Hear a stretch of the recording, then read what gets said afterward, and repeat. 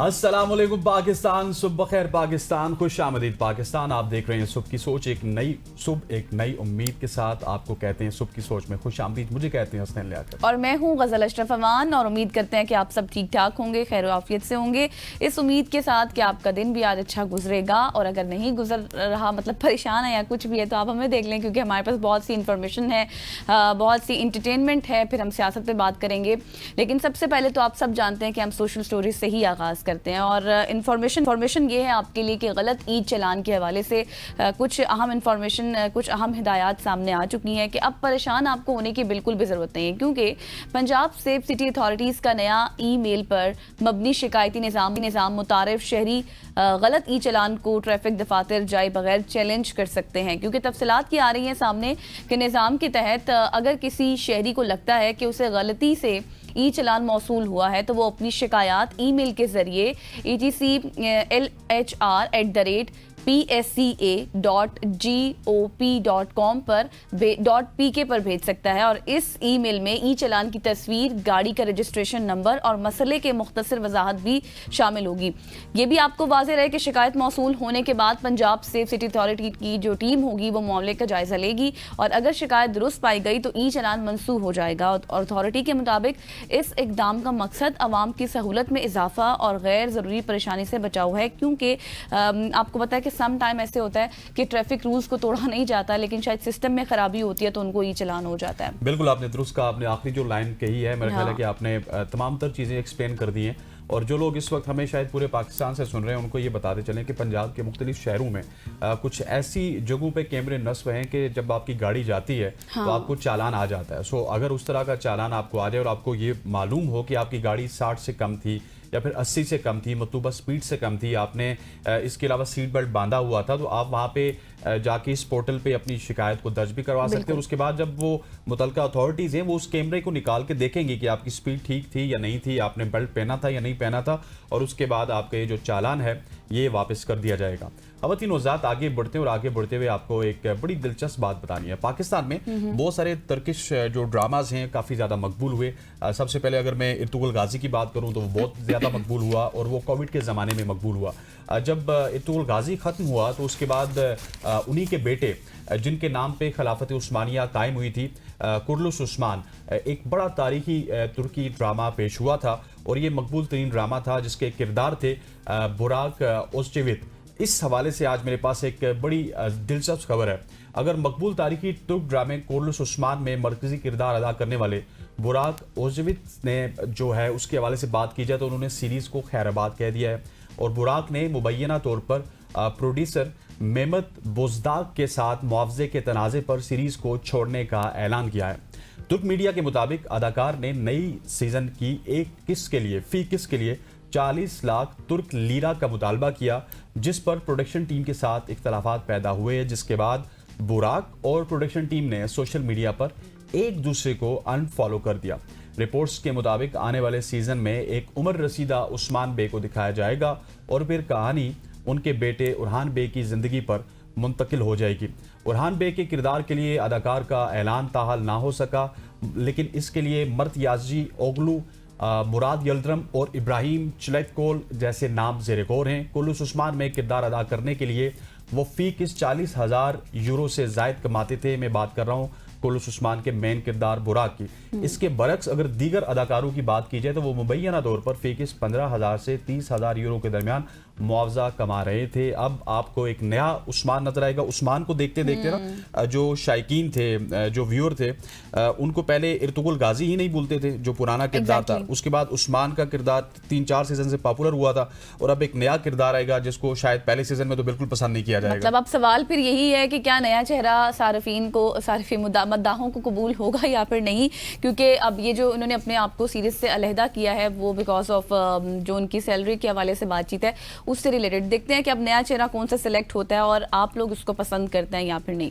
थोड़ा सा आगे बढ़ते हैं और इस्लामाबाद इंटरनेशनल एयरपोर्ट के हवाले से बात करते हैं, जहां पर इस्लामाबाद इंटरनेशनल एयरपोर्ट के लिए मुत्तहिदा अरब अमारात और हुकूमत पाकिस्तान के दरमियान हुकूमती सतह पर गवर्नमेंट टू गवर्नमेंट मुआहदे का इम्कान है। और तफसीलात ये बताई जा रही हैं कि ज़राए निजकारी कमीशन ने बताया कि यूएई के साथ साथ हुकूमत पाकिस्तान हुकूमती सतह पर G2G मुआहदा तय पाया जा सकता है। ज़राए का ये भी बताना है कि G2G मुआहदे के लिए वजारत ख़जाना, वजारत दिफा और UAE जो फ्रेमवर्क है एविएशन का वो तैयार कर लिया गया है, उसकी हिदायत भी कर दी गई है। निजकारी कमीशन ने यह भी कहा है कि वफाकी काबीना और IMF से मंजूरी के बाद ही UAE हुकाम के साथ फ्रेमवर्क शेयर किया जाएगा, उससे पहले नहीं। और इस्लामाबाद इंटरनेशनल एयरपोर्ट को ओपन बिडिंग के जरिए आउटसोर्स नहीं किया जाएगा। और इसके साथ साथ वजारत ख़जाना, वजारत दिफा और एविएशन हुकाम UAE हुकाम के साथ मिलकर एक फ्रेमवर्क भी तैयार करेंगे। रवा माली साल की बात करें तो हुकूमत और IMF के दरमियान 7 इदारों की निजकारी पर इत्तफाक हुआ है और PIA, आइस्को, फेस्को, गेप्को, फर्स्ट वुमेन बैंक रवा माली साल के लिए निजकारी प्लान में शामिल है। और इसके साथ साथ हाउस बिल्डिंग फाइनेंस कॉरपोरेशन और इस्लामाबाद इंटरनेशनल एयरपोर्ट भी प्लान में शामिल हैं। आपको पता है कि ये हमेशा से मुआहदे क्यों होते हैं? अवाम की फलाह बहबूद या फिर तरक्की के हवाले से होते हैं। बिल्कुल ऐसे ही है और ये निजकारी कमीशन का फैसला है। अब देखते हैं कि इसके ऊपर कब तक अमल दरामद होगा। लेकिन हमें ख्वाजा आसिफ साहब तो ये बता रहे थे कि जब PIA की निजकारी की बात हुई थी कि PIA बड़ी खसारे में है, लेकिन अब उसके रूट्स बहाल हो रहे। पहले उसका फ्रांस का रूट बहाल हुआ, अब लंदन का रूट बहाल हुआ। तो PIA से हम निकल के अब एयरपोर्ट्स पे आ चुके हैं। अगर यहाँ पे भी ख्वाजा साहब या फिर मशीर हवाबाजी कुछ तवज्जो दें तो शायद हमारे एयरपोर्ट्स भी ठीक हो सकते हैं। इनको आपको आउटसोर्स करने की ज़रूरत नहीं है। और स्पेशली अगर इस्लामाबाद एयरपोर्ट की बात की जाए तो one of the best airport we have in this country. So उसको अगर आप आउटसोर्स कर देंगे तो आपके अपने हाथ में शायद कुछ भी ना रहे। खवातीन वज़ारत, एक तो बुरी खबर आपको गज़ल ने बता दी, मतलब बुरी है, हमारा अपना सासा है उसको हम UAE को देंगे तो बुरी खबर है। लेकिन एक अच्छी खबर भी हमारे पास है, वो भी एयरपोर्ट्स अथॉरिटीज़ के हवाले से। पाकिस्तान एयरपोर्ट अथॉरिटी की जानिब से कोयटा इंटरनेशनल एयरपोर्ट पर असर नो तामीर किए गए रनवे के मंसूबे को FIDIC Asia Pacific award bye engineering excellence से नवाजा गया है। पाकिस्तान एयरपोर्ट्स अथॉरिटी की वेबसाइट पर जारी करदा एक बयान में कहा गया है कि FIDIC एशिया पैसिफिक अवार्ड खित्ते में कंसल्टेंट इंजीनियरिंग के शोबे में बेहतरीन कारकर्दगी को सराहने के लिए दिए जाते हैं। इनका मकसद नुमाया मंसूबे, उभरते हुए रहनुमाओं और इंडस्ट्री की मजमूई ताकत को उजागर करना होता है। ये award Asia Pacific infrastructure conference के दौरान power house awards, outstanding projects awards और इमर्जिंग लीडर्स अवार्ड्स के 3 जुमरों में दिया जाता है। कोयटा एयरपोर्ट रनवे की तामीर नो का award FIDIC Asia Pacific conference 2025 में दिया गया, जो 15 से 17 जुलाई तक इस्लामाबाद में मुनक्किद हुई। तकरीबन 5 अरब रुपए की लागत से अपग्रेड किए गए कोयटा एयरपोर्ट के रनवे पर 31 मई 2023 को इस्लामाबाद से आने वाली पहली परवाज PK P250 ने लैंड किया था। आपको ये भी बता दें कि ये तवील से मजबूत तरीन प्रोजेक्ट है, रनवे है, जिसको आप ये कहें कि बगैर, ये प्राउड मोमेंट है कि बगैर किसी हादसे के ये मुकम्मल हो गया है। रिजिड पेवमेंट ये रनवे है, इस हवाले से जितनी भी बात की जाए कम है, क्योंकि ज़ाहिर है हमें नहीं पता कि इसमें कितना ज़्यादा काम लगा और फिर बगैर हादसे के इस चीज़ को मुकम्मल होना एक बहुत बड़ी बात है। आगे बढ़ते हैं, सहराए थर से आपको खबर देते हैं, जहाँ पर अब बारिशें तो आप देख रहे थे कि हो रही थी, अभी भी मतलब आज भी मौसम कुछ इस तरह से है कि किसी घंटों में बारिश है, किसी घंटों में धूप है। लेकिन सहराए थर में बारिशों के बाद क्या हुआ कि सांप बिलों से बाहर निकल आए और महकमा सेहत के मुताबिक थर पारकर में रवा माह के दौरान 200 के करीब अफराद को सांपों ने डस लिया है, जिन्हें इलाज के लिए मुख्तलिफ अस्पतालों में भी लाया गया है।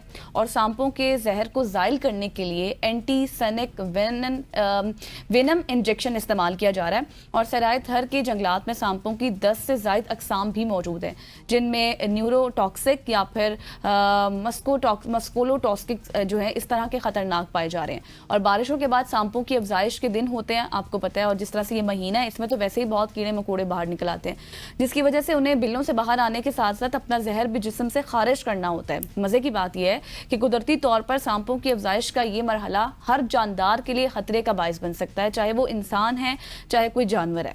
अल्लाह हम सबको सांपों से महफूज रखे। गजल ने बहुत ज़्यादा सांपों का जिक्र किया, मैं इतना ज़्यादा करूंगा नहीं, क्योंकि बुजुर्ग कहते थे कि सांप को जितना याद करें वो आपको फिर कहीं ना कहीं नजर आ जाते हैं। अब आ भी जाएगा इस महीने में कहीं ना कहीं, क्योंकि सावन का महीना है और जो जमीन के नीचे वाली चीज़ें वो सारी इस महीने में ऊपर आती हैं। खवातीन वज़ात, आगे बढ़ते हुए आपको एक इंटरेस्टिंग खबर देनी है। पाकिस्तान के लिए अच्छी खबर है। न्यूजीलैंड के प्रो लीग से दस्तबरदारी के बाद, दस्तबरदारी के ऐलान के बाद, क्योंकि उन्होंने ऐलान कर दिया, अब दस्तबरदारी का तो जो है वो दूर वाली सीन हो गया, क्योंकि पहले कहा जा रहा था वो दस्तबरदार होंगे, लेकिन अब ऐलान उनकी जानिब से आ गया है। उसके बाद इंटरनेशनल हॉकी फेडरेशन ने पाकिस्तान को लीग में बाज़ाब्ता शिरकत की दावत दी है। न्यूजीलैंड हॉकी ने माली मसाइल के बायस प्रो लीग खेलने से इनकार किया। इसके बाद पाकिस्तान हॉकी टीम के लिए टूर्नामेंट में शिरकत का दरवाज़ा खुल गया है। इंटरनेशनल हॉकी फेडरेशन ने पाकिस्तान को कहा है कि 12 अगस्त तक पाकिस्तान जो लीग है प्रो लीग उसमें शिरकत की तस्दीक करे। ज़राए ने बताया कि पाकिस्तान ने प्रो लीग में शिरकत से इनकार कर दिया तो अगला ऑप्शन फ्रांस का होगा।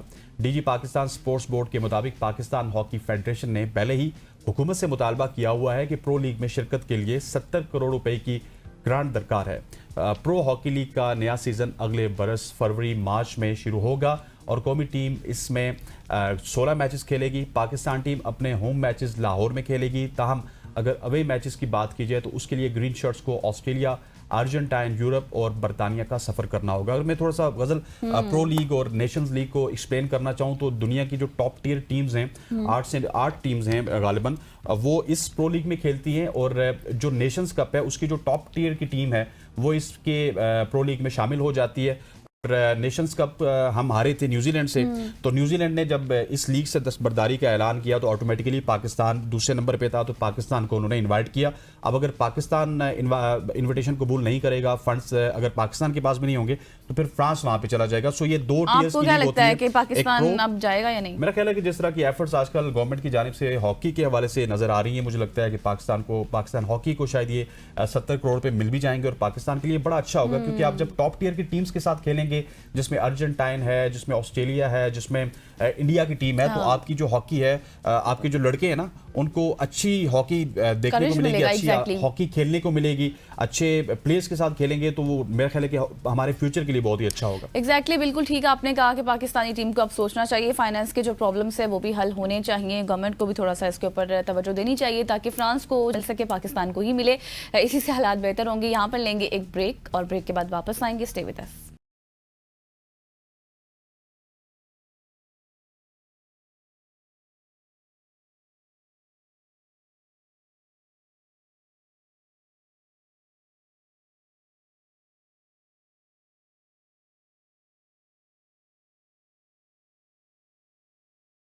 वेलकम बैक खवातीनो हज़रात। अब हम बात करेंगे मुल्क की सियासत की, जहां पे इमरान खान के बेटों कासिम और सुलेमान खान की अमरीकी सदर के मुआवन खुसूसी रिचर्ड ग्रेनल से कैलिफोर्निया में मुलाकात ने नई सियासी बहस छेड़ दी है।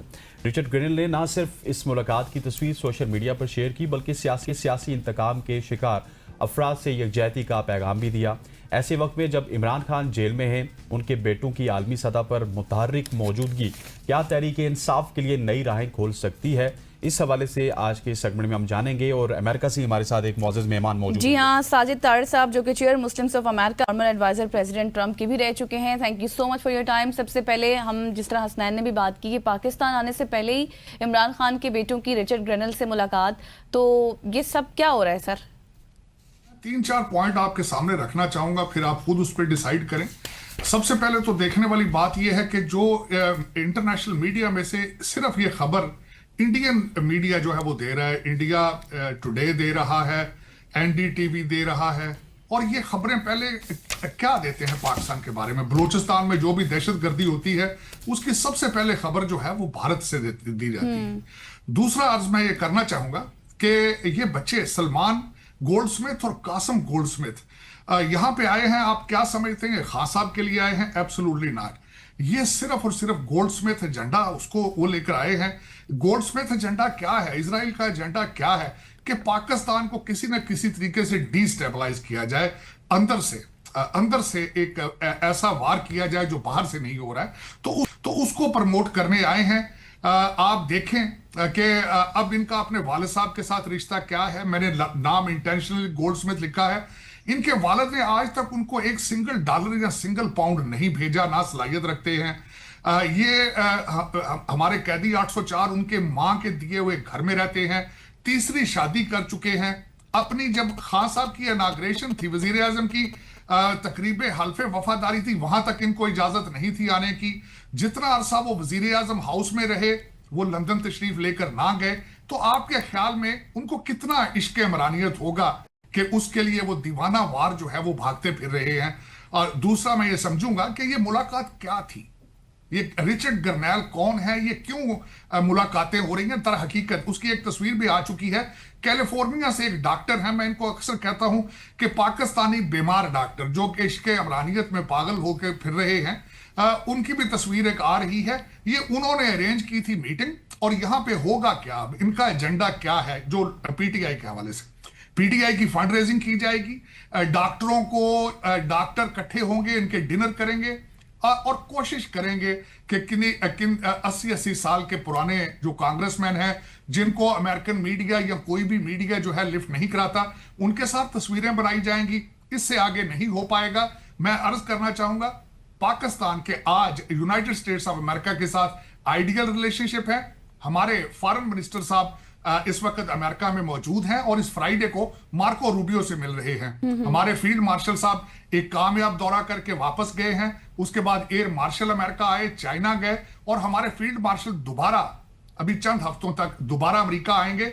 इन सर्कमस्टांसेस में आप क्या समझते हैं कि व्हाइट हाउस को अडयाला जेल की जरूरत है, और कौन सी ऐसी चीज है जो अडयाला जेल से मिल रही है? अरे साहिब साहब, मुझे ये बताइए कि आपकी सारी चीजें वैलिड हैं, सारे पॉइंट वैलिड हैं, लेकिन मैं सिर्फ आपसे ये पूछना चाहूंगा कि कासिम की या फिर जो उनकी मुलाकात हुई है रिचर्ड ग्रेनेल से, उस मुलाकात के कोई मुमकिन सियासी असरात तो होंगे, डेफिनेटली रिचर्ड ग्रेनेल कुछ ना कुछ तो करेंगे। आपको नहीं लगता कि ये सिर्फ एक सरसरी मुलाकात थी, बस तस्वीर की हद तक थी?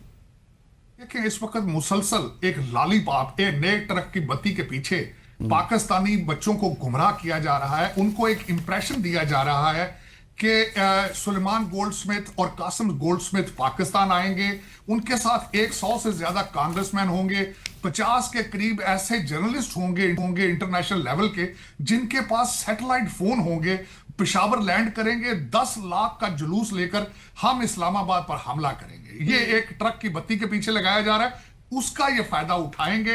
हालांकि ना ये बच्चे पाकिस्तान जाएंगे, ना ये जाने का कोई इनका इरादा है, लेकिन ये है कि चंदा इकट्ठा होगा, बच्चों को गर्म किया जाएगा, बच्चों को सड़कों पे ला के उनको मरवाया जाएगा। वहां पे अभी 10-10 साल की सजाएं हो रही हैं, और आपको पता है कि किसी के लिए ना कोई वकील किया जाता है, कुछ भी नहीं किया जाता। तो मैं यही गुजारिश करूंगा कि बच्चों को चाहिए अपने मुस्तकबिल का सोचें, तालीम पे तवज्जो दें, बजाय साजिद साहब आप कह रहे हैं कि अब ये ना पाकिस्तान इन्होंने आना है, ये सिर्फ एक ट्रक की बत्ती के पीछे लगाया जा रहा है। लेकिन चलिए हम एज्यूम ही कर लेते हैं कि वो पाकिस्तान आ जाएंगे, तो फिर आपको क्या लगता है कि तो हाँ एग्जैक्टली, तो पीटीआई की तहरीक में कोई जान पैदा हो सकती है जिस तरह से बातें हो रही हैं?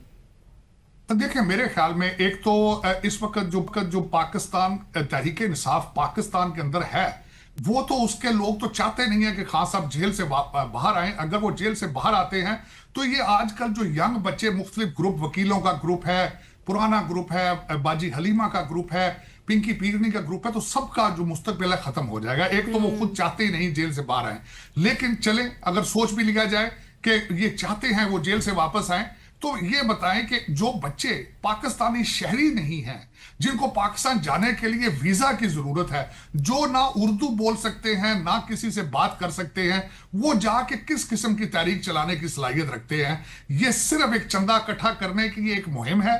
ठीक। अच्छा साहिब साहब, मुझे ये बताइए, हमने ये सुना था खान साहब से कि एक साइफर आया और उनकी हुकूमत को गिरा दिया गया, अमेरिका ने मुदाखलत की, लेकिन अब अगर बात की जाए तो जो अमेरिकन हुक्काम है उनकी जानिब से अगर इमरान खान की रिहाई के लिए आवाज बुलंद की जाए तो ये पाकिस्तान के अंदरूनी मामलात में मुदाखलत नहीं हो गई? एब्सोल्युटली मुदाखलत होगी, और ना वो करेंगे। ये सिर्फ सोचने की हद तक है। इस वक्त अगर देखा जाए तो मैं वॉशिंगटन डीसी में अभी बैठा हूं। वॉशिंगटन डीसी का सबसे बड़ा मसला, डोनाल्ड ट्रंप साहब का मसला इस वक्त गाजा जंग है। वो पिछले वीकेंड के ऊपर इसका कोई ना कोई ऐलान करना चाहते थे, लेकिन इजराइल की दमास्कस के ऊपर हमले की वजह से वो डिले हुआ है, और डोनाल्ड ट्रंप साहब मुसलसल फ्रस्ट्रेटेड नजर आते हैं। और इसी 10-15 दिन के अंदर अंदर डोनाल्ड ट्रंप साहब की ख्वाहिश है कि वो यूक्रेन के बारे में भी कोई ऐलान करें। लेकिन इन सर्कमस्टांसेस में आप समझते हैं कि अडयाला जेल जो है वो व्हाइट हाउस के एजेंडे पर होगा? उनको सोचना चाहिए। Absolutely not. ये सवाए ट्विटर के और यूट्यूब के, ये कोई बड़ा मसला नहीं है। वो भी चंद पाकिस्तानी यूट्यूबर्स जिनका कारोबार ये है कि यूट्यूब की इनकम से वो पैसे बना रहे हैं। इससे आगे इस दौरे का ये ये अपना सुलेमान गोल्डस्मिथ और कासिम गोल्डस्मिथ का ऑब्जेक्टिव नहीं है। सिर्फ ये यूट्यूबर्स को सर्व करते हैं, और इजराइल के एजेंडे को सर्व करते हैं। इससे आगे इसकी बिल्कुल हकीकत- सादिक कह रहे हैं कि सिर्फ और सिर्फ एक माइंड खराब करने वाली बात है, जो इस वक्त नौजवान नस्ल है उनको गुमराह और करने वाली ये भी बात जो है। कासिम और सलमान गोल्ड स्मिथ कह रहे हैं, साजिद साहब खुद कह रहे हैं, हम नहीं कह रहे। हाँ, आप खुद कह रहे हैं बिल्कुल। अच्छा, मुझे ये बताएं कि जो पीटीआई के बानी के बेटों के हवाले से हम बात कर रहे हैं, अमेरिका में सियासी सरगर्मियों को पाकिस्तानी हुकूमत किस नज़र से देखेगी, ठीक है, और इस साथ ही साथ मुझे ये भी बताएगा, क्योंकि वज़ीर आज़म के जो मुशीर हैं राना सनाउल्लाह साहब, उन्होंने भी ये कहा है कि अगर खान साहब के बेटे आते हैं पाकिस्तान तो फिर वो तहरीक में हिस्सा लेते हैं तो फिर हम उनको गिरफ्तार कर लेंगे, फिर बरतानिया की एम्बेसी ही उन्हें बाजियाब कराएगी, फिर इस तरह की कोई सूरत हाल बनेगी। देखिए, गिरफ्तार होना चाहिए। अच्छा। क्योंकि वो पाकिस्तानी शहरी नहीं है। और उनका ऑब्जेक्टिव क्या है, वो क्यों आके पाकिस्तान, पहले तो मैं बता रहा हूं वो जाएंगे नहीं। अगर जाएं तो उनका ऑब्जेक्टिव होगा पाकिस्तान को डिस्टेबलाइज किया जाए, पाकिस्तान के अंदर एक ऐसा माहौल क्रिएट किया जाए कि इकॉनमी खराब हो, उसका इमेज खराब हो। पाकिस्तान इज एटॉमिक पावर, एक इंप्रेशन दिया जाए पाकिस्तान के एटॉमिक एसेट्स जो हैं वो सेफ नहीं है। तो ये पर्पस अगर देखा जाए तो ये सिर्फ पाकिस्तान दुश्मन लोगों का, दुश्मन अनासर जो है उनको सर्व करेगा, आपके पड़ोसी मुल्क को सर्व करेगा, इजराइल को सर्व करेगा। तो क्या इन लोगों को इजाजत देनी चाहिए कि पाकिस्तान को आके डिस्टेबलाइज करें? Absolutely not. और दूसरी वजह यह है कि ये पाकिस्तानी शहरी नहीं है, इसी वजह से ब्रिटिश एम्बेसी जिम्मेदार होगी और वही उनको छुड़ाने की है। ठीक हो गया साजिद साहब, thank you so much for joining us. सलाहियत साजिद तारड़ साहब का पॉइंट ऑफ व्यू, जो कि प्रेसिडेंट ट्रंप के एडवाइजर भी रहे, साबिक एडवाइजर, और उनके मुताबिक तो ये पाकिस्तान को डिस्टेबलाइज करने की एक कोशिश होगी, जो कि इस वक्त कासिम और सलेमान कर रहे हैं। और फिर वो तो ये कह रहे हैं कि अगर वो पाकिस्तान आते हैं तो पाकिस्तान आते ही उनको गिरफ्तार कर लेना चाहिए, बाकी की बात तो बाद में देखी जाएगी। लेकिन पहली बात यह है कि वो पाकिस्तान आएंगे ही नहीं। हाँ एग्जैक्टली, वो ये भी कहते हैं कि वो आएंगे नहीं, लेकिन अगर आते हैं तो उनको गिरफ्तार कर लिया जाए। खवातीन व हज़रात, यहाँ पे वक्त हो जाता है एक शॉर्ट सी कमर्शियल ब्रेक का। ब्रेक लेते हैं, वापस आते हैं। स्टे विद अस।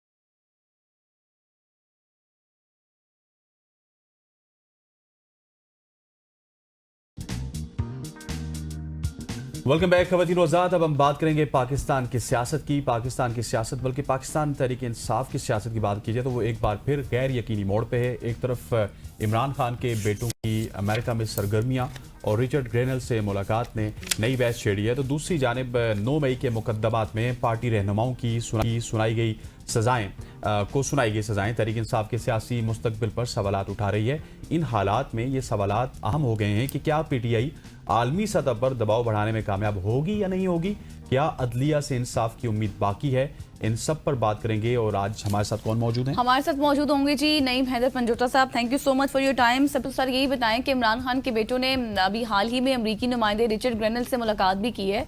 क्या ये पीटीआई की तहरीक के हवाले से काफ़ी आपको लगता है कि मौसर साबित हो सकती है, या फिर इसमें कोई पेशरफ्त हो सकती है, क्योंकि बातें तो बड़ी नेगेटिव की जा रही हैं इस मुलाकात के बाद? शुक्रिया, आपने मौका दिया।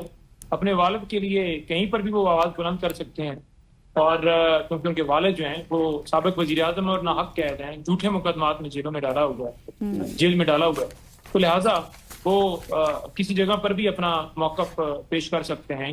बुनियादी इंसानी हकूक़ की चाहे तंजीमें हों, चाहे कोई अहदेदारान हों किसी मुल्क के, तो वो मिल सकते हैं। बाकी जो तहरीक है वो हमारा फोकस है पंजाब, सिंध, बलोचिस्तान, फिर GPH के पूरे पाकिस्तान के अंदर हमारी तैयारियाँ जारी हैं, मीटिंग्स हमारी हो रही हैं, हमारी मुख्तलिफ जो लोगों के साथ मुलाकातें हैं, कॉर्नर मीटिंग्स हैं, पम्फलेट्स। अच्छा, मुझे बताइए कि पंजोटा साहब की अगर सलेमान और कासिम की बात की जाए, क्योंकि पहले आपने बहुत उम्मीदें लगाई थी, कभी ट्रंप से उम्मीदें, उसके बाद आपने जस्टिस मंसूर साहब से उम्मीदें लगाई थी, अब आपने सलमान और कासिम से उम्मीदें लगा ली, तो क्या आप समझते हैं कि इससे बैनुल-अक़वामी सतह पर इमरान खान के मुकदमे पर दबाव बढ़ेगा और आपको कुछ पजीराई मिलेगी या कुछ रिलीफ मिलेगा? देखिए, बात यह है कि मीटिंग से दबाव जो है, मैं ये समझता हूँ कि जब क्लियर मौक़िफ़ आएगा तभी कोई फर्क पड़ेगा। ट्रंप ने वोट लिया इमरान खान के नाम के ऊपर, लेकिन बुनियादी हकूक़ की खिलाफवर्जियों के ऊपर उसने कोई बात नहीं की, जमहूरियत के ऊपर उसने कोई बात नहीं की। तो जब ऐसी सूरत हाल का हमें सामना है कि पाकिस्तान में ना आइन है, ना जमहूरियत है, ना इंसाफ है, ना कानून है, ना अवामी वोटों की हुकूमत है, तो ऐसी सूरत हाल के अंदर अमेरिका की तरफ से खामोशी इख्तियार करना ये वाज़ेह सबूत देता है कि इन्होंने पूरी सेटलमेंट की है उनके साथ। जो जो अमेरिका ने कहा है उसके मुताबिक ये यस बॉस कह रहे हैं, चाहे ईरान का मामला हो, इराक का मामला हो, चाहे कोई और दुनिया के हवाले से मामला हो, तो ये उनके मौक़िफ़ को सपोर्ट करते हैं। इजराइल वाले मामले के ऊपर भी ये बिल्कुल उनके साथ मौक़िफ़ एक पेज पे रखते हैं। तो लिहाजा ऐसी सूरत हाल के अंदर अमेरिका को तो चाहिए ना कि जो उनके लिए सूटेबल हो। इमरान खान तो खुददारी की बात करता है। बिल्कुल पंजुता साहब, लेकिन अब आपसे पहले साजिद तारड़ साहब हमारे साथ मौजूद थे और उन्होंने ये बात की है कि उस मुलाकात को वो बड़ा गैर रियासती कह रहे थे। वो कह रहे थे कि सिर्फ ट्रक की बत्ती के पीछे नौजवान नस्ल को लगाया जा रहा है, उन्होंने पाकिस्तान नहीं आना। फिर मुदाखलत से रिलेटेड वो बात कर रहे थे। इस पर आपका क्या मौक़िफ़ है? नहीं, देखिए, गैर सियासी जो है मुदाखलत कैसी, वो मिल रहे हैं, किसी से भी मिल रहे हैं, किसी से भी बात कर रहे हैं, तो उसके अंदर कौन सी गैर सियासी मुदाखलत है? अमेरिका के इस ट्रंप के खिलाफ जिस तरह इस हुकूमत ने ट्वीट किए, यानी इनके नुमाइंदों ने, जब ये ट्रंप को हटाया गया था, यानी वो जब वो जा चुका था, तो उसके बाद आपने देखा कि जब ये दोबारा ट्रंप सदर बने तो फौरन ही इन्होंने सारे ट्वीट्स भी डिलीट किए, ठीक है, और ये जाकर बैठ गए। क्या वजीर आजम को खाने के अंदर ना होना वो मुदाखलत नहीं है? क्या उनकी मुताबिक जो है पाकिस्तान के मामलात चलाना दूसरे ममालिक के साथ, क्या ये मुदाखलत नहीं है? तो इमरान खान ये मुदाखलत बंद करना चाहते हैं। बाकी जो अमेरिका है उसको मौक़िफ़ अपना क्लियर रखना चाहिए। अगर वो इस चीज़ के अंदर है कि बुनियादी इंसानी हकूक़ की खिलाफवर्जी, क्योंकि एक ताकतवर आवाज़ है और दुनिया के जितने भी ममालिक हैं वो अगर उस पर आवाज़ उठाते हैं कि ये पाकिस्तान में ज्यादती हो रही है, तो फिर फ़र्क पड़ता है पाकिस्तान में जो कुछ जो मामलात या जो मसाइल दो चार हैं। तो लिहाजा ये चीज़ फ़र्क तो डालती है, लेकिन इसको कह देना कि हम कोई मुदाखलत चाहते हैं, भाई हम तो पाकिस्तान के आइन को मानने वाले हैं, आप पाकिस्तान के आइन की खिलाफवर्जी करने वाले हैं, अपने लोगों पर गोलियां चलाने वाले हैं, सुप्रीम कोर्ट के हुक्म को नहीं मानने वाले थे, सियासी कारकुनान को सजा देने वाले हैं। तो ये जो चीज़ें सारी हैं, हम तो अपना मौक़िफ़ के लिए, क्या हमने ये कहा है कि पाकिस्तान में बगैर इलेक्शन की हुकूमत हो? क्या हमने ये कहा है कि अमेरिका ये बयान दे कि पाकिस्तान में गोलियां जो चलाई गई वो जायज़ है? अच्छा पंजोर साहब, मुझे अगर थोड़ा सा जो चाहिए, इमरान खान अगर पहले ही जेल में, अब पार्टी के बाद सीनियर रहनुमाओं को भी 9 मई के मुकदमात में 10 साल की सजाएं सुना दी गई हैं, तो क्या आप समझते हैं कि इस सूरत हाल में पाकिस्तान तहरीक इंसाफ की सियासी सरगर्मियों या अवामी जो हमायत है उस पर मनफी असर पड़ सकता है? देखें, जिन लोगों ने प्रेस कॉन्फ्रेंस की उनको छोड़ दिया गया। इस मुकदमे के अंदर सरगोदा की मिसाल ला लें, वो जो मॉब को लीड करने वाले लोग थे, तारक नाम है, एक का नाम हमजा है, एक का नाम कोई और है, तो उनको बाइज्जत बरी कर दिया गया और ये अदालत को भी पता है। और बाकी जो इमरान खान के साथ खड़े हैं उनको सजाएं दी गई। अब 3 रहनुमा, जिनमें एक MPA, 2 जो है MNAs थे, बिलाल एजाज और अहमद चट्ठा, उनको सजाएं इस वजह से दी गई कि वो इमरान खान के साथ खड़े, और बाकी जो वर्कर्स हमारे जिनको सजाएं दी गई। और इन 3 लोगों को नॉमिनेट किया गया 1 साल बाद, यानी FIR आज होती है 9 महीने 10 महीने के बाद आप नॉमिनेट कर रहे हैं, तो इसका मतलब ये है कि आपको किसी ने मैसेज भिजवाया है कि ये खुल के स्टैंड ले रहे हैं, मौक़िफ़ ले रहे हैं, तो इनको भी जरा डाल दो उन FIR के अंदर। और जिनका कसूर था, लीडिंग रोल था जिनका, उनको आपने बरी जमा, कोई एक एविडेंस साबित नहीं कर पाया मुकदमे के अंदर। ना इन्होंने कोई गाड़ियां पेश की, ना इन्होंने कोई और। अब्बास शाह जो पिछले जज थे, उसने सिर्फ ये कहा कि मैं गवाही कबूल नहीं करता, ये झूठी गवाही दे रहे हैं 3 लोग, तो उसको ओहदे से हटा दिया गया। हालांकि उसने लोगों को बरी कर दिया। बिल्कुल आप ठीक कह रहे हैं, मतलब जिन लोगों ने बात खड़े रहे उनकी सजाएं तवील हो गई, जिन्होंने छोड़ दी उनकी सजाएं खत्म हो गई। मुझे ये बताएगा कि PTI ने 9 मई के मुकदमात के फैसलों को अब हाई कोर्ट में चैलेंज करने का भी फैसला कर लिया है। क्या आपको ये तवक्को है कि इंसाफ आपको मिल जाएगा अदालतों से? देखिए, 9 मई के केसेस जो है हम चैलेंज करेंगे। इस्लामाबाद के अंदर 4 हमारे वर्कर्स की जो सजाएं दी गई थी, हाई कोर्ट में हमने चैलेंज किया, 32 दिन के अंदर खत्म हो गई। ऐसे नहीं खत्म होगी कि हमने कोई शाम करके दिया है, बल्कि अदालत ने देखा कि कोई सबूत ही नहीं है इनके खिलाफ। तो इस नौइयत की सजाएं तो क्या टिक पानी? पहले खान साहब को सजाएं दी गई, क्या टिक पाई? कोई भी नहीं टिक पाई, क्योंकि झूठे केसेस हैं। तो अच्छा, आपने सजाओं की बात की सर, कोई सजा भी नहीं टिक पाई, तो पंजोर साहब मुझे ये कि खान साहब की और बुशरा बीबी के खिलाफ तोशाखाना 2 केस की समाअत आज 10 बजे अडियाला जेल में होगी। स्पेशल जज सेंट्रल शाहरुख अर्जुमन समाअत के लिए अडियाला जेल जाएंगे, वकला को आगाह भी कर दिया गया है। आपको क्या लगता है इस केस को कितना तवील किया जाएगा, कितना तूल दिया जाएगा? देखिए, इस केस के अंदर कोई चीज नहीं है। ये केस तोशाखाना पहले 1 में एक सजा दे दी, और कानून ये कहता है कि जब एक जुर्म की सजा, पहली बात तो जुर्म है ही नहीं। वो मंसूर ने रिकॉर्डिंग की थी जिसमें उसने कहा कि आपने शाही खानदान से गाड़ी ली थी, BMW थी या मर्सिडीज थी, वो आपने बेच दी आगे इतने की, 3-3.5 मिलियन का आपने लिखा, अपने जो सालाना आप जमा करवाते हैं रिपोर्ट उसके अंदर, और उसको 2 करोड़ का आपने बेचा। तो उस पर उन्होंने कहा जी मुझे तो नहीं पता। फिर उसने कहा कि कैमरा बंद कर दिया जाए। सही हो गया। यानी बिल्कुल आपने आप तुलसा ठीक कह खाना रहे से हैं। नहीं गाड़ी- मैदर साहब, आपका मौक़िफ़, आपका पॉइंट ले लिया गया है। Thank you so much for your time. इस पर मजीद भी आपसे गुफ्तगू करेंगे आइंदा दिनों में। यहाँ पर लेंगे अभी एक न्यूज़ ब्रेक, और न्यूज़ ब्रेक के बाद वापस आएंगे। स्टे विद अस।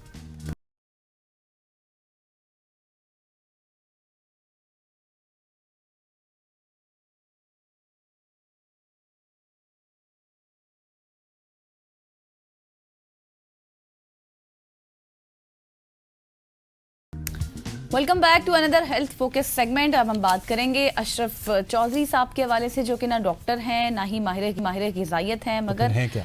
हाँ, वो मैं आपको बताऊंगी। बहुत अच्छा सवाल। आज वो डायबिटीज़ इंडस्ट्री के एक, आप ये कहें कि बहुत बड़े माहिर हैं, और बड़े बड़े सतून भी हिला रहे हैं। क्योंकि अगर मैं उनकी स्टोरी के हवाले से बात करूं तो बड़ी कुछ इंटरेस्टिंग है और आपको पसंद भी आएगी। क्योंकि जब वो 18 साल के थे तब वो मेडिसिन, इंसुलिन और खौफ के शिकंजे में जकड़े हुए थे।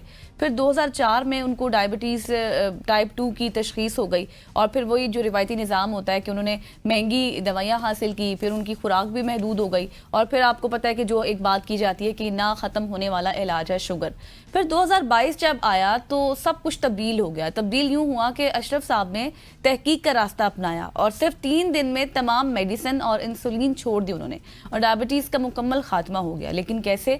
आज वो पाकिस्तान में एक ऐसी तहरीक की क़यादत भी कर रहे हैं जो लोगों को ये बता रही है कि टाइप 2 डायबिटीज़ कोई उम्र भर की सज़ा नहीं है, लेकिन ये ख़त्म हो सकती है। एक ऐसी बीमारी है जिसे शिकस्त भी दी जा सकती है। लेकिन फिर मेरा सवाल है कैसे?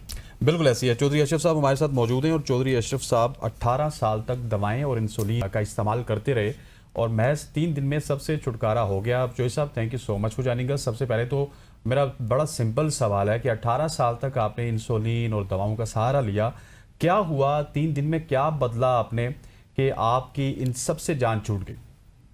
जी बहुत शुक्रिया जी, आपने मुझे ऑनलाइन लिया। आपने शुरू में जब मेरा तारफ़ करवा रहे थे तो एक लफ्ज़ आपने बोला जो मैं समझता हूँ कि सारी आपकी जो गुफ्तगू है ना उसका क्रक्स आपने खुद ही बता दिया, और वो था डायबिटीज़ इंडस्ट्री। ये जो बीमारी है ना ये ग्लोबल इंडस्ट्री बन चुकी है, और ये $1 ट्रिलियन की इंडस्ट्री है, ग्लोबल की मैं बात कर रहा हूँ। ठीक है, पाकिस्तान में एक एक गोली जो शुगर की है उसका जो रेवेन्यू है, जो टर्नओवर है, तकरीबन 4 अरब 5 अरब का एक एक गोली का है।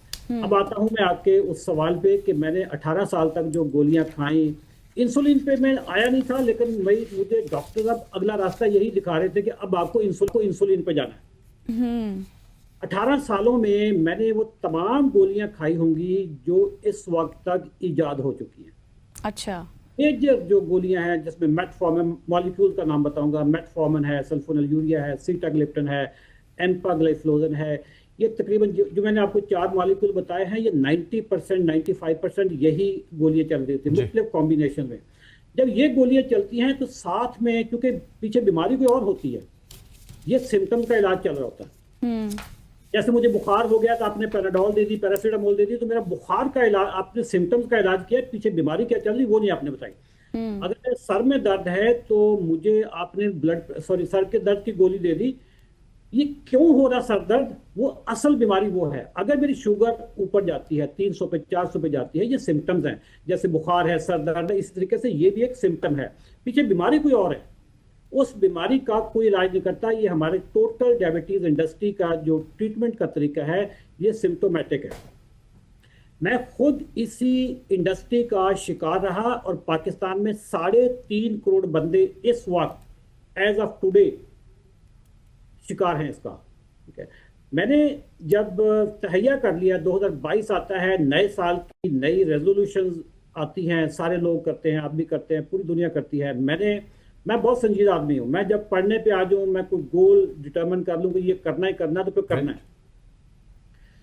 मैंने आजकल ना मोनोपोली नहीं है किसी की नॉलेज पे। मैंने जब इसको सर्च करना शुरू किया कि डायबिटीज रिवर्सल क्या होती है, इसके तरीका क्या क्या है, कुछ कर भी रहा है, ये साइंटिफिकली पॉसिबल भी है या नहीं है, तो अल्हम्दुलिल्लाह मैं रिसर्च करते करते दुनिया के उन अजीम दिमागों तक चला गया जो डायबिटीज रिवर्सल के पायनियर हैं, जिसमें एक मशहूर नाम है डॉक्टर जेसन फंग का। ठीक है, डॉक्टर जेसन फंग की मैंने किताब पढ़ी, फिर मैं खुद शक में आ गया कि यार ये कैसे पॉसिबल है। यहाँ पे तो हर डॉक्टर कहता है क्रॉनिक है, प्रोग्रेसिव है, और ये बात बड़े वसूख से कहते हैं कि आपकी गोलियां कम भी नहीं होनी बल्कि गोलियां बढ़नी है, गोलियों के साथ अगले मसाइल भी बढ़ने, ब्लड प्रेशर की, ट्राइग्लिसराइड की। मैंने डॉक्टर जेसन फंग के बाद मैंने डॉक्टर जोल फरमैन को पढ़ा, डॉक्टर बेन बिकमैन को पढ़ा। मेरे पीछे अगर आप किताबें देख रही हो तो ये सारी किताबें वो हैं जो मैंने पढ़ी हैं। 45 डेज में मैं कुछ 3-4 बेसिक जो किताबें थी जो जो डायबिटीज रिवर्सल पे थी वो पढ़ने के बाद 15 फरवरी आता है जी। 15 फरवरी को अशरफ चौधरी, पुराने अशरफ चौधरी को दफन कर देता है और एक नया अशरफ चौधरी जन्म लेता है। सारे जब कहते हैं कि ये लाइफस्टाइल की डिजीज है तो लाइफस्टाइल क्यों नहीं चेंज करवाते?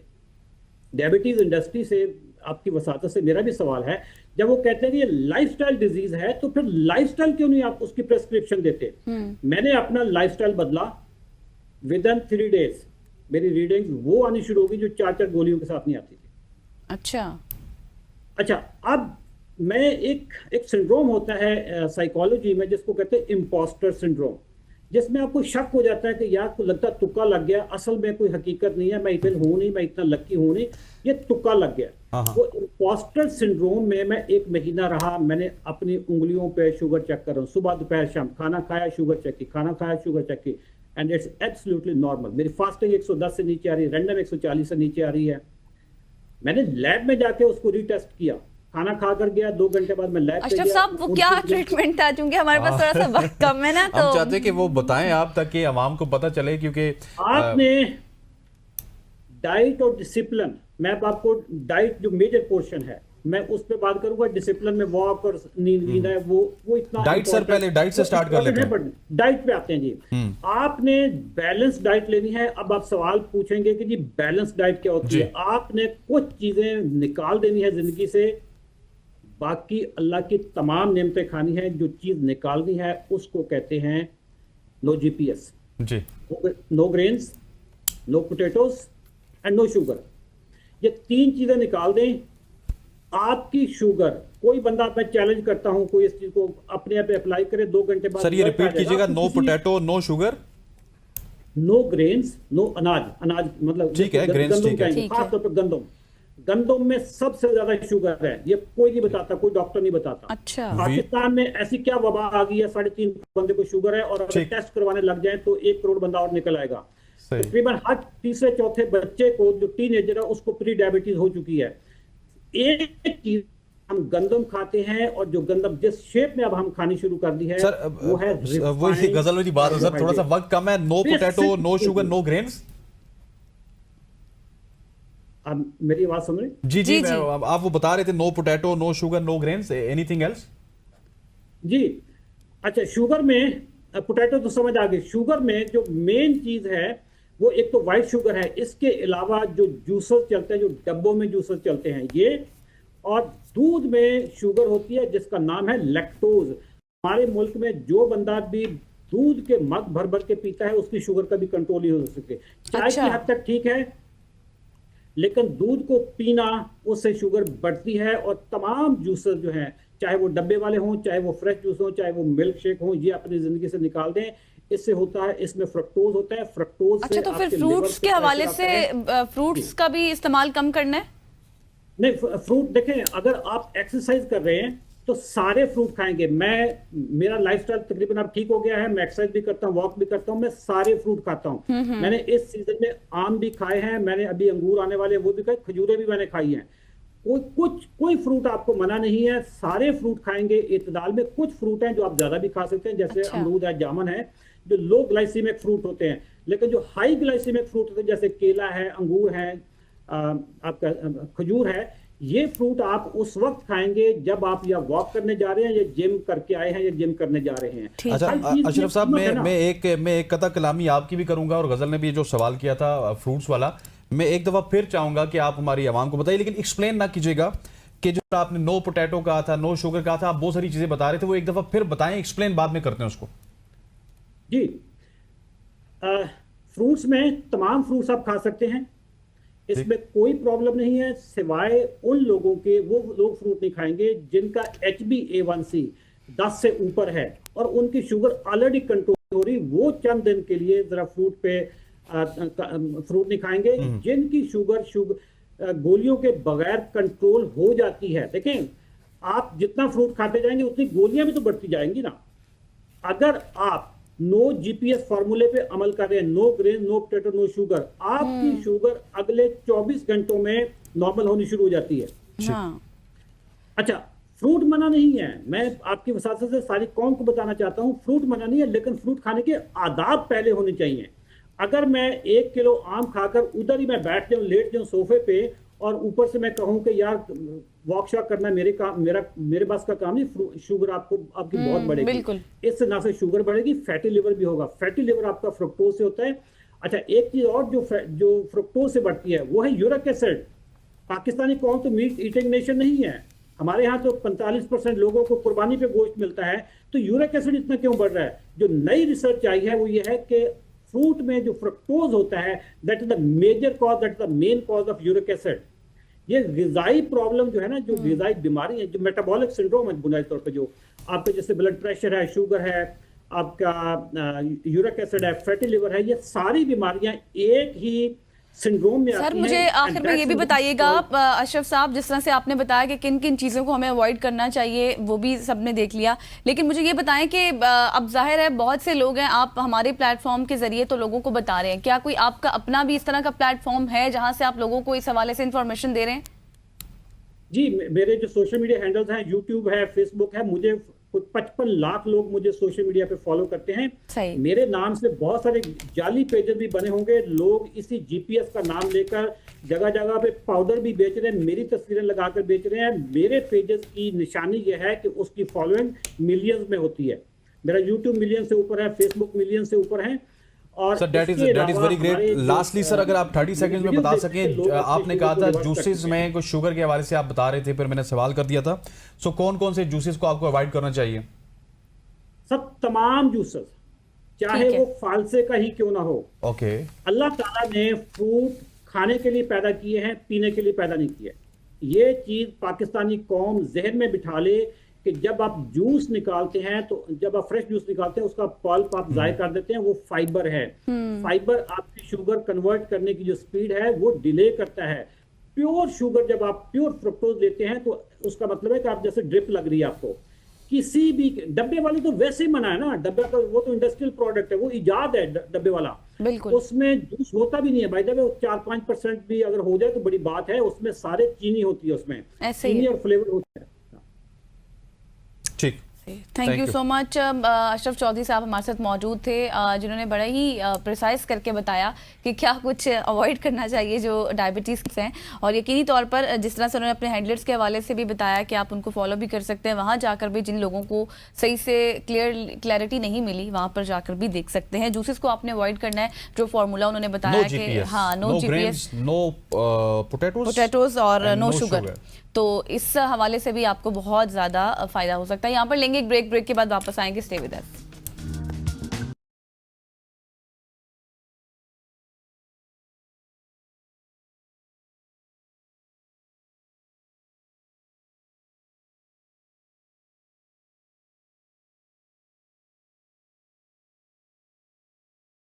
वेलकम बैक खबरतीन वज़ात। अब हम बात करेंगे, एक बहुत ही ज़बरदस्त सेगमेंट है हमारा, हम खुशबुओं की बात करेंगे और मल्टीवर्स ऑफ फ्रेगनेंस की बात करेंगे। एक ख़ानदानी कारोबार है जहां खुशबू से जुड़ी मेहनत नस्लों तक फैली हुई है। फाइक ज़हीर नियाज़ी और उनकी बासलाहियत बेटियां दुर नायाब और हुरिया फाइक मिलकर ये कारोबार चला रहे हैं।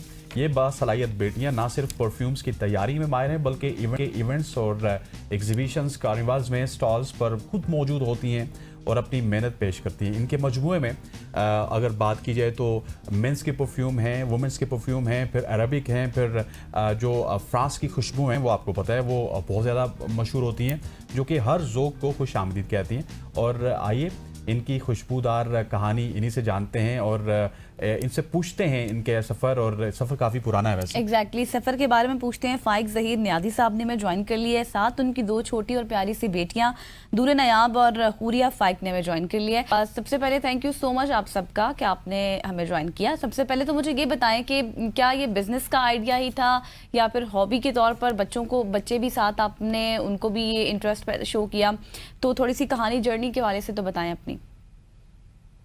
अस्सलाम वालेकुम। वालेकुम सलाम। इसमें ये है कि ना, इसमें बैकग्राउंड जो हमारा था 70 इयर्स का आता है। मतलब मेरे ससुर जो है उनके मतलब अपना वालिद साहब के जमाने से काम चल रहा था। तो 2021 में मेरे ससुर को फॉलेज हो गया था, तो वो अपना कारोबार ना उसमें संभाल नहीं सक रहे थे। तो मेरी मैसेज एकदम मुझसे कहने लगे कि मेरे वालिद साहब ने इस फील्ड में अपनी सारी जिंदगी दी है, तो मैं चाहती हूँ हम उनके नाम को ना आगे लेके चलें इस फील्ड में किसी तरह। सही। तो तब हमने वर्टिकल फ्रेगनेंस अपना शुरू किया था ताकि हम उनकी लेगेसी को आगे लेके चल सकें। और ये बताइएगा नियाज़ी साहब कि ये आप 70 साल से कर रहे हैं, और 70 साल में आप इस बिजनेस को अभी तक आपने घर में ही रखा हुआ, अपने घर में ही आपकी तमाम तर फ्रेग्रेंसेस बनती हैं? नहीं, इसमें ये कि जो बेस वगैरह हैं, जो इनकी इंग्रेडिएंट्स हैं, वो तो सारी इंपोर्ट ही होती हैं। और मतलब मेरे ससुर की जो अपना शॉप है वो तो शाहलमी में है, और हमारी जो हमने ये अपना जो सेटअप की कृष्ण नगर में किया हुआ लाहौर में।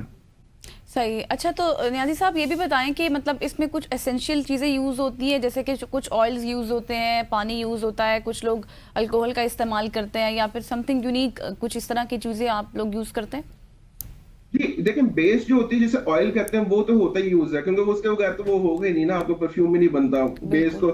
क्योंकि जो इंग्रेडिएंट्स होता है उनको बाउंड करने वाली चीज ही ऑयल होती है। और एथेनॉल तो यूज होनी होती है। एथेनॉल एक तरीके का डिस्पर्सिंग एजेंट होता है। जिस तरह के हमने उसको देखा ना कि हम घर से निकले आपके ऑफिस तक गए, तो जो हमें लेके जाने वाला एजेंट होता है ना, गाड़ी बाइक, उसी तरह एथेनॉल होती है। उसने अपना बॉटल से लेके हमारी बॉडी तक, हमारी कपड़ों तक उसको लेकर आना होता है, बाद में उसने डिस्पर्स हो जाना होता है हवा में। अच्छा, मुझे एक थोड़ा सा कॉन्सेप्ट क्लियर कीजिएगा कि जब हम कभी यहाँ पे पाकिस्तान में बहुत कम है, लेकिन दुबई में कभी इंप्रेशन के लिए जाते थे, तो जो इंप्रेशन बेचने वाला होता था, स्पेशली तुर्किश की अगर बात की जाए, तो वो कहते थे कि ये ऑयल में बना हुआ है और जो ओरिजिनल है वो पानी में है, समथिंग वाटर के साथ। ओरिजिनल और इंप्रेशन में ये फर्क होता है? नहीं, ऐसी बात नहीं होती। डिस्टिल्ड वाटर होता है, लेकिन वो ज्यादातर हम यूज करते हैं बॉडी मिस्ट में। हाँ। वो भी मतलब फ्रेग्रेंस ही होती है, लेकिन सब कुछ होती है। लेकिन जो आपको लास्टिंग में जो चीज एक आपको वो दे सकती है ना, एथेनॉल, वो इतना ज्यादा डिफरेंस उसमें आता नहीं है। मतलब जो वाटर की आप बात कर रहे हैं ना। सही। अच्छा, ये सर दूर नयाब से भी बात कराइएगा और फिर हुरिया से भी बात करेंगे। नयाब, आप बताइएगा कि आप बाबा के साथ ये काम करती हैं, कैसा आपको फील होता है? फ्रेंड्स के साथ भी शेयर करती हैं, कितना टाइम हो गया आपको? आप इजीली बना लेती हैं हर परफ्यूम जो भी बाबा आपको कहते हैं? अस्सलाम वालेकुम। वालेकुम सलाम। और मुझे बहुत मजा आता है अपने बाबा से काम करने में, और मैं अपनी फ्रेंड्स को भी बताती हूँ कि आज मैंने ये वाला परफ्यूम बनाया, उनको भी गिफ्ट करती हूँ अगर उनकी कोई बर्थडे होती है तो। That's very great. और हुरिया, आप क्या करती हैं? मुझे भी बड़ा मजा आता है, मैं भी बहुत अच्छा से ये करती हूँ, और मुझे बहुत मजा आता है बाबा के साथ ये करना। और ये नियाज़ी साहब, ये दोनों से तो हमने बात की है, अब ये बताइएगा कि इनको साथ साथ आप समझाते भी हैं, या अब माशाल्लाह से ये ट्रेन भी हो चुकी है, अकेले में भी कोई फ्रेग्रेंस बना सकती हैं? माशाल्लाह अकेले में भी ये बना लेती हैं, ये ऐसी कोई बात नहीं है। लेकिन चीजें तो आपको पता, हम भी आज तक समझ ही रहे हैं, सब सीख रहे हैं, तो इनको भी सिखाता रहता हूँ साथ साथ।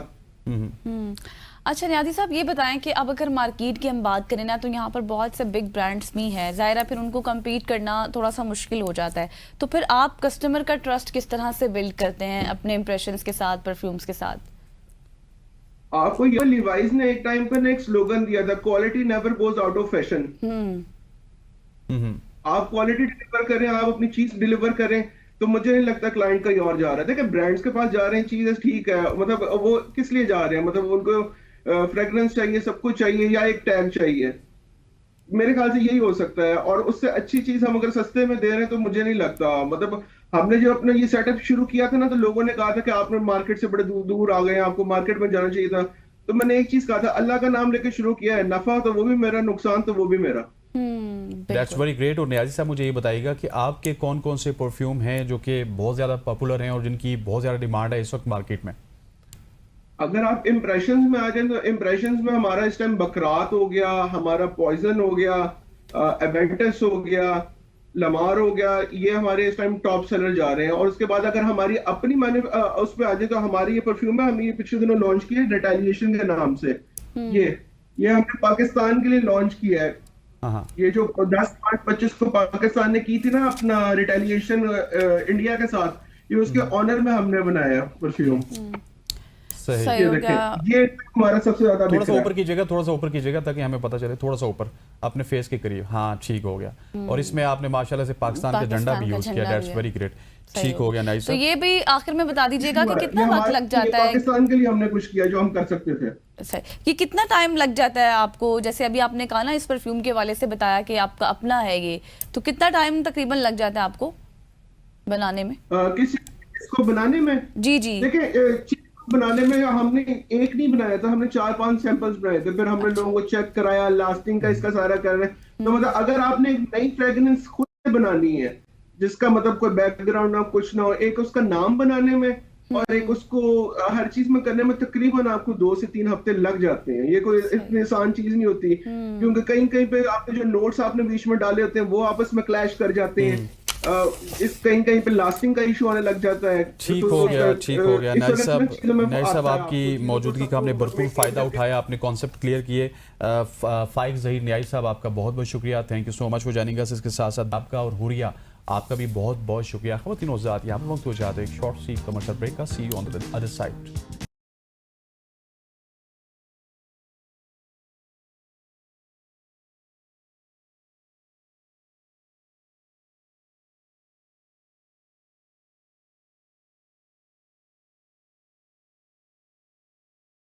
वेलकम बैक ख़वातीन और हज़रात। आज बहुत ही इंटरेस्टिंग टॉपिक के हवाले से हम बात करेंगे। और कोविड के बाद ज़िंदगी थोड़ी सी चेंज हुई है। कोविड से पहले अगर बात की जाए बच्चों की, तो कुछ SOPs होती थी और तकरीबन मैट्रिक तक हम बच्चों को मोबाइल फ़ोन नहीं देते थे। लेकिन कोविड का ज़माना आया, फिर मोबाइल फ़ोन देना, गैजेट्स देना हमारी मजबूरी बन गई। यूनिवर्सिटीज़ में पढ़ने के लिए, स्कूल में पढ़ने के लिए आपको ऑनलाइन क्लासेस लेनी पड़ती थी और उसके बाद से मामला काफ़ी ज़्यादा चेंज हो चुके हैं। अब जो डिजिटल दौर के बच्चे हैं, खेल कूद को अहमियत नहीं देते, वो स्क्रीन, सोशल मीडिया और गैजेट्स की दुनिया में सांस ले रहे हैं।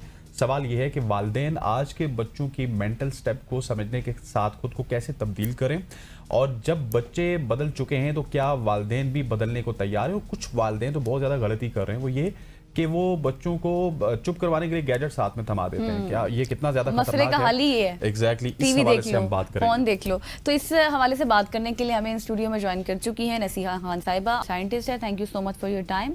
सबसे पहले तो मुझे ये बताएं कि किस तरह से हम बच्चों की माइंड को रीड कर सकते हैं, क्या कोई टिप्स एंड ट्रिक्स होनी चाहिए? बहुत शुक्रिया आप लोगों का कि आप लोगों ने मुझे यहाँ इनवाइट किया। जी गज़ल, आपने जैसे कहा कि कोई ट्रिक्स होनी चाहिए या कुछ, सबसे बेस्ट गिफ्ट जो हम किसी इंसान को दे सकते हैं और अपने बच्चों को भी, वो है हमारी प्रेजेंस। कि हम उनकी बात गौर से सुने, आई कांटेक्ट मेंटेन करें, अपना फ़ोन रखते हैं जब बच्चे बात कर रहे हैं तो अपना फ़ोन रख के उनकी बात सुने। ये सबसे बेस्ट स्ट्रेटजी होती है बच्चों के साथ कम्युनिकेट करने के लिए और उनके साथ अपना बॉन्ड बनाने के लिए। जब हम फ़ोन रखेंगे ना तो वो भी अपना फ़ोन थोड़ी देर में रख देंगे बात करने के लिए, बिकॉज वो हमें मॉडल कर रहे हैं। अगर हम कहते रहे ना तुम सारा वक्त फ़ोन यूज़ करते रहते हो, हमने खुद मॉडल करके दिखाना है कि जब कोई बात होती है मैं अपना फ़ोन रख देती हूँ। ठीक है, तो ये सबसे बेस्ट ट्रिक होती है। और वही कि प्रेजेंस, अपनी प्रेजेंस हम बच्चों को दें थ्रू आई कांटेक्ट। ज़बरदस्त हो गया। अच्छा नेहा, मुझे नसीहा, मुझे ये भी बताइएगा कि जिस तरह मैंने आखिर में कहा था गज़ल को भी, कि बहुत सारी माएँ अब बहुत शीरख्वार बच्चों को कहा जाए, या फिर जो 6 महीने 7 महीने के बच्चे हैं, वो जब रो रहे होते हैं उनको वहीं पे अपना गैजेट, मोबाइल फ़ोन पे कुछ भी लगा के दे देती हैं और वो बच्चे देख रहे हैं और बच्चे उसके बाद वही देखते रहते हैं। और जो ही वो मोबाइल फ़ोन उनसे लिया, बच्चे रोना स्टार्ट कर देते। ये उस वक्त से चीज़ें स्टार्ट हो जाती हैं। और ये कितना डेंजरस है कि आप चुप करवाने के लिए कोई भी गैजेट थमा देते हैं अपने बच्चों को। ये बहुत डेंजरस है, क्योंकि इस वक्त तो उनका माइंड ग्रो कर रहा है। पहले जो 5 to 7 ईयर्स की एज होती है वो बिल्कुल स्पॉन्ज की तरह होता है, बच्चा सब कुछ एब्जॉर्ब कर रहा होता है। ठीक है, तो वहाँ पे हमने उनकी जो परवरिश है उस पर उस वक्त बहुत ध्यान देना है। और उस वक्त अगर ये गैजेट्स उनके हम लाइफ में इंट्रोड्यूस करा देंगे और उनको दे देंगे तो उनकी मेंटल कैपेबिलिटी पे इसका बहुत असर पड़ेगा। ठीक है, क्योंकि कलर्स मुसलसल चेंज हो रहे हैं, तरह तरह की कार्टून्स की आवाज़ें अजीब तरह की आ रही हैं, ये सब कुछ उनके माइंड पे बहुत नेगेटिव इफेक्ट डाल रहा होता है। तो आप समझती हैं कि एक्स्ट्रा करिकुलर एक्टिविटीज़ भी होनी चाहिए? जिस तरह अभी वेकेशंस हैं तो मोबाइल देने के बजाय ये है कि पेरेंट्स उनके साथ, जिस तरह आप प्रेजेंस की बात कर रही थी, उनके साथ एंगेज हों। बिल्कुल, अब जो अफोर्ड कर सकते हैं चलें वो तो ज्वाइन करा सकते हैं कोई क्लब या कुछ एक्स्ट्रा करिकुलर एक्टिविटी के लिए, लेकिन हम घर पे खुद भी कर सकते हैं। जैसे फॉर एग्जांपल बच्चा मुसलसल मोबाइल में लगा हुआ है, तो उससे पूछें क्या गेम खेल रहे हो, पहले उसके साथ उसकी गेम खेलें, फिर वो खुद ब खुद आपके साथ आपकी गेम भी खेलेगा, जो हम खेलते थे अपने बचपन में सारी विदाउट गैजेट्स गेम्स होती थी। तो वो भी एक टाइम रखें घर में कि हम कोई भी ऐसी फिजिकल एक्टिविटी वाली जो गेम है वो खेलेंगे, या कार्ड गेम है, पेपर्स पे गेम है, वो उस तरह की। अच्छा नसीहा, मुझे ये बताइएगा कि ये जिस तरह माएँ हैं वो अगर आजकल, मैं सबकी बात नहीं कर रहा, मैं शायद 20% या 30% की बात कर रहा हूँ, वो अपने बच्चों पे तवज्जो नहीं देती हैं, जिस तरह मोबाइल फ़ोन पे लगा दिया। सो और बहुत सारी और ऐसी चीज़ें हैं, वो बस कहती हैं कि ये कहीं ना कहीं लगे रहें। सो जब उन बच्चों की बारी आएगी अपने वालिदैन के लिए, तो वो भी फिर उसी तरह से कोई गैजेट थमा देंगे वालिदैन को भी, या कुछ कर देंगे। मुआशरा इस तरह से चेंज हो रहा है, क्योंकि पहले वक्तों में वालिदैन औलाद पे मेहनत करते थे, फिर औलाद वालिदैन का सहारा बनती थी। हाँ, ये है, क्योंकि बच्चे वही बात जो मैंने कही कि मॉडल कर रहे हैं, जो हम उनको सिखाएंगे वो वही चीज़ हमें रिटर्न देंगे। जैसे जो वालिदैन चीखते बहुत हैं बच्चों पे, एक वक्त आता है कि बच्चे लाउड हो जाते हैं, बहुत ऊंचा चीख के बोलते हैं, वालिदैन से भी दूसरों से भी, क्योंकि वो मॉडल कर रहे हैं उनको। तो जो हम उनको केयर सिखा रहे हैं, जो हम उनको मोहब्बत का अंदाज सिखा रहे हैं, किसी की परवाह करना, किसी को टाइम देना, वो वही रिटर्न करेंगे हमें। सही। एक अगर मिडिल एज बच्चे की आ गई है और उसमें वो चीखता है, चिल्लाता है, फ़ोन वगैरह उससे ले लो या बदतमीज़ी करता है, तो उसको किस तरह से कंट्रोल करना चाहिए? उसके लिए एक तो ये है कि प्रोफेशनल हेल्प ज़रूरी है, दूसरा है कि कोई भी पेरेंट्स परफेक्ट नहीं है, हम बच्चे भी, पेरेंट्स भी all are work in progress, और वर्क इन प्रोग्रेस होने में एक अच्छी उम्मीद ये होती है कि बहुत कुछ अभी आगे इसमें मज़ीद बेहतर किया जा सकता है। सही। नसीहा, ये बताइएगा कि बच्चों की नफ्सियात के हवाले से बहुत सारे लोग ये कहते हैं कि आपको अपने बच्चों की नफ्सियात को जानना है, उसके बाद उस हवाले से फैसला करना है। सो पेरेंट्स कितने ज़्यादा इक्विप्ड होंगे कि वो बच्चों की नफ्सियात जाने? मतलब बाज़ पेरेंट्स तो इस तरह के हैं कि वो शायद नफ्सियात का नाम ही नहीं जानते कि साइकी है क्या। तो बच्चों की नफ्सियात किस तरह से जानी जा सकती है? बिल्कुल, जैसे वालिदैन करते बहुत कुछ है बच्चों के लिए, कोई वालिदैन भी बुरा नहीं कर रहे। वो दोनों माँ बाप जॉब्स करते हैं, दे वांट कि हर ख्वाहिश पूरी करें बच्चों की। जो एक चीज़ जो मिस हो जाती है वो इमोशनल कनेक्शन है, और इमोशनल कनेक्शन के लिए ज़रूरी नहीं कि उनको कोई कोर्स कर लें या इस पे टाइम लगाएं, सिर्फ उनके साथ उनकी जज्बात को समझें। जैसे लड़की को कहा जाता है तुम बहुत सेंसिटिव हो, बॉय होता है तो उसको कहा जाता है तुम रोते बहुत हो, क्यों रो रहे हो, तुम तो मर्द हो। उसको रोने दें, आज वो आपके सामने रोएगा तो कल को वो नहीं रोएगा अगर बिलफर्ज, तो कल को वो कहीं गलत जगह पे जाके एग्रेशन निकालेगा, गलत तरीके से इमोशंस निकालेगा, गलत रिलेशनशिप्स में पड़ जाएगा, एडिक्शंस में पड़ जाएगा। तो उनको इमोशनली उनको भी एक्सप्रेस करने दें पूरे का पूरा, और उनकी इमोशनल नीड्स को समझें। बेटा मैं समझ रही हूँ, मैं सुन रही हूँ, और बताओ। फॉरन जजमेंटल नहीं होना उनके लिए। सही। तो एक चीज़ अभी जो हम देख रहे हैं, शायद वो पेरेंट्स में भी है, बच्चों में भी है, नेगेटिविटी, मेंटल स्ट्रेस बहुत ज़्यादा हो जाता है, दबाव बहुत ज़्यादा हो जाता है। व्हेन एवरीथिंग सीम्स फाइन, लेकिन फिर भी नेगेटिविटी बहुत ज़्यादा होती है, इसकी क्या वजह है? इसका एक तो ये है कि बच्चे वही बात की स्क्रॉल कर रहे हैं मुसलसल। अच्छा। और वो जैसे उनका ध्यान इस तरफ ज्यादा है कि मेरी लाइक्स कितनी आ रही हैं मेरी स्टोरी पे, या मेरी स्नैप स्ट्रीक कितनी चल रही है। फिर आपस में कंपटीशन है बच्चों का कि उसके पास ये गैजेट्स है, उसके पास ये फोन है, मेरे पास नहीं है, और लगता ही है कि मेरे माँ बाप तो मेरे लिए कुछ कर ही नहीं रहे, हालांकि उनकी जितनी कैपेसिटी है वो उतना कर रहे हैं। अगर पेरेंट्स में ये चीज़ हो तो मतलब उनको नेगेटिविटी बहुत ज्यादा हो रही है, तो वो फिर बच्चों को किस तरह से कंट्रोल करें? इसमें मैं ये एक बात कहती हूँ, क्योंकि एक एडल्ट जब जो बड़ा इंसान होता है, जब वो हील करता है ना अपने ट्रॉमा को, अपने अंदर के जख्मों को, उन सबको, तो उसके इर्द गिर्द के 10 लोग हील करते हैं। अच्छा। तो मैं अक्सर यही कहती हूँ कि पेरेंट्स जब बच्चों को लेके आते हैं तो मैं उनको भी साथ ऑन बोर्ड लेती हूँ, क्योंकि पेरेंट्स का अपना हील होना बहुत जरूरी होता है। बिल्कुल, एग्जैक्टली, दैट्स वेरी ट्रू। और जो पहला सवाल मैंने किया था, क्योंकि जाते जाते मैं उसका आपसे पूरा एक एक्सप्लेनेशन चाहता हूँ कि अगर जो माएँ अपने बच्चों को, छोटे बच्चों को गैजेट्स दे देती हैं, वो अगर ना दें, उनको चुप करवाने के लिए कुछ और क्या कुछ कर सकती हैं, क्या कुछ एक्टिविटीज? बिल्कुल, जैसे हमारी मदर्स जो थी, जब हमारे बचपन में गैजेट्स नहीं थे तो वो बहुत कुछ एक्टिविटीज और यूज कर लेती थी।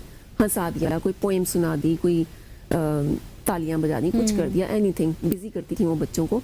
तो बहुत सी फिजिकल एक्टिविटीज हैं, अब तो यूट्यूब के थ्रू हम देख सकते हैं कि क्या किया जा सकता है। लेकिन हमारे टाइम, हम जो बच्चे थे, यहाँ आपका जो टाइम था, हम बहुत मासूम थे। आजकल का बच्चा मासूम नहीं है। वो जो इतना छोटा सा बच्चा ना, वो मासूम है। वही बात है कि हम अंदर सब इंसान एक जैसे हैं, उसकी ज़रूरियात अभी भी इमोशनली वही हैं। Exactly. सिर्फ चीज़ें बदल गई हैं कि उसके हाथ में गैजेट आ गया, और उस वजह से वो जो मोहब्बत चाहने की जो ख्वाहिश है वो अभी भी उसके अंदर वही है। वो जो बॉन्डिंग है वो अभी भी वही चाहता है कि उसको एक्सप्लोर करने की जरूरत है। Exactly. और वो एक्सप्लोर होती नहीं है बिकॉज ऑफ गैजेट्स। गैजेट्स, बिल्कुल। ठीक हो गया, हमें गैजेट से दूर रहना चाहिए। नसी आपका बहुत बहुत शुक्रिया, thank you so much for joining us. ख़वातीन हज़रात ने आज जिस टॉपिक पे बात की, यकीनी तौर पे ये हमारे माशरे में इस वक्त रच बस चुकी है और बहुत सारे ममालिक इस हवाले से काम भी कर रहे हैं कि किस तरह से बच्चों के हवाले से तैयार होनी चाहिए, उनको गैजेट से दूर रखना चाहिए। और जब वो गैजेट से दूर रहेंगे तो उनके अंदर एहसास का रिश्ता होगा, इमोशनल कैपेबिलिटीज़ बढ़ेंगी, उसके बाद उनके अंदर काम करने की सलाहियत भी बढ़ेगी। सो इन तमाम तरह टॉपिक्स के ऊपर आज हमने गुफ्तगू की है। ख़वातीन हज़रात, मैं उम्मीद करता हूँ कि आज की सुबह की सोच आपको ज़रूर पसंद आई होगी। मुझे गज़ल अशरफ को और हमारी पूरी प्रोडक्शन टीम को इजाज़त दीजिए। अल्लाह हाफ़िज़। अल्लाह हाफ़िज़।